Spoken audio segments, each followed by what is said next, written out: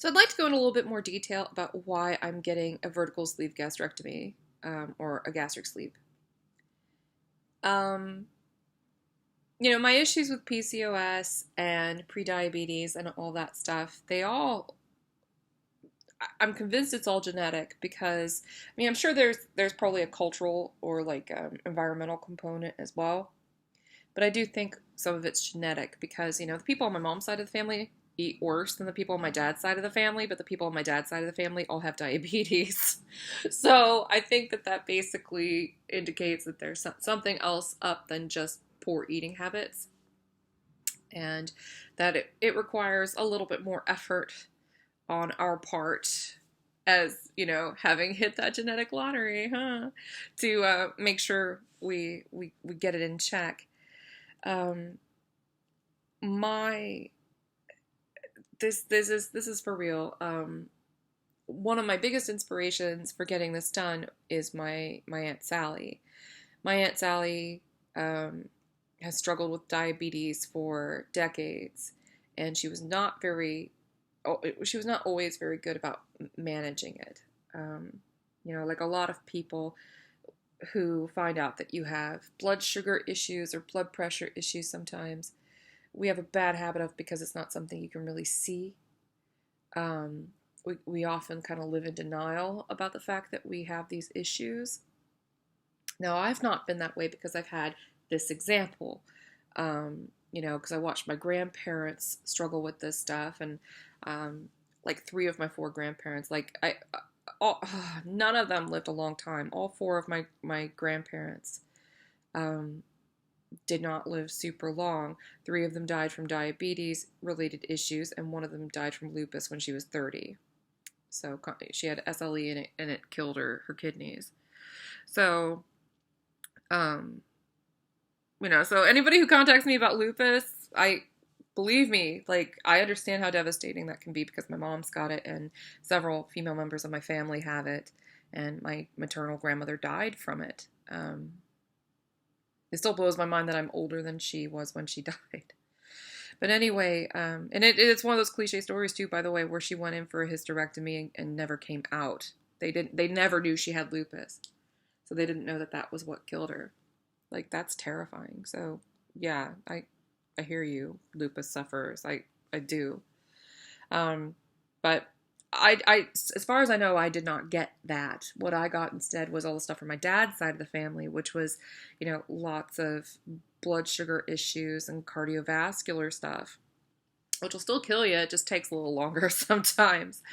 And my Aunt Sally, like I said, she was always a very large lady. When I was growing up, she was easily the largest person in our family. Wonderful cook, wonderful person, funny, kind-hearted, just really, really kind-hearted. Never had a bad thing to say about anybody. Like, she was just a really wonderful person. And I say was because she died this week. And I had planned to do this surgery before that even happened. But I've seen what the diabetes did to my grandparents. I saw what it did to her. I've seen what it's done to other members of my family on my dad's side. And it's devastating. My poor aunt, she spent the last 2.5 years of her life in a hospital with a window that looked out on a brick wall. Which she was always such a sunny, happy person. That was very depressing for her. She always kept a really upbeat attitude. She never complained about anything except that window. But, she had to have one leg amputated, and then she had to have another leg amputated this year. And in fact, that's ultimately how she died. She ended up in septic shock after this most recent leg amputation. She ended up with MRSA, and she died. But the thing is, her immune system was already compromised. She had been in very failing health. In fact, just about 3 or 4 years ago, she had severe jaundice, and they didn't know why. They just knew it was related to her diabetes, and they never figured out how it went away. They considered it a miracle. They thought she was going to die then. So she's been hovering on that edge between life and death for a really long time, and it's all been because of the diabetes, and it really destroyed her quality of life. She lost her vision to it, and both of her legs, and ultimately her life, because she wouldn't have had to be in the hospital. She wouldn't have gotten MRSA if she hadn't had to have her leg amputated because of poor circulation from as a result of diabetes complications. So I take that super seriously, and in fact, the timing is crazy to me. It's just crazy because I had her in mind the whole time I was planning this. And, now I can't go to the funeral because the funeral is today. And I had to be in San Antonio because my surgery is tomorrow. And I had to think about, what would she want me to do? I honestly think that she would want me to keep going with the surgery because it will save me from that, hopefully. Now, I will say to my credit, I've always been more diligent about my diet. I've always been more diligent about my blood sugar maintenance, and therefore I've been in a pre-diabetic state for 11 years. I've not crossed that threshold, which is a long time to be pre-diabetic without becoming diabetic. So it's a testament to the fact that I've been relatively vigilant about what I'm eating, how much I'm eating, my blood sugar levels, my potassium levels, because I'm on the spironolactone for the hair loss. And so, I go to an endocrinologist religiously twice a year, just so that way I can make sure everything's cool. And I've been on high prophylactic doses of metformin for over a decade. I'm on 2,000 milligrams of metformin a day. That's a lot of metformin. It's a ton of metformin. But yeah, it's done its job. It's kept me from becoming diabetic, that coupled with the diet. But it's just not enough, and I'm so afraid that I'm going to end up in that position. And I think the only thing that's really going to nip that in the bud is me doing something kind of radical to fix this problem. Because if it's behavioral, apparently I'm not doing enough. And if it's biological, well, then I need the assist anyway. But yeah, it's rough because I didn't get to go to the calling hours because they were yesterday and I had to be in a flight. I didn't get to go to the funeral today. So it's a lot. But I'm doing this for me, and I'm doing it with my aunt very, very close to my heart. Because I don't want to end up going down the same road, and I think she'd be very proud of me for making this choice. So, but that's getting real, right? The motivation is very real, and it's life. This stuff is life threatening.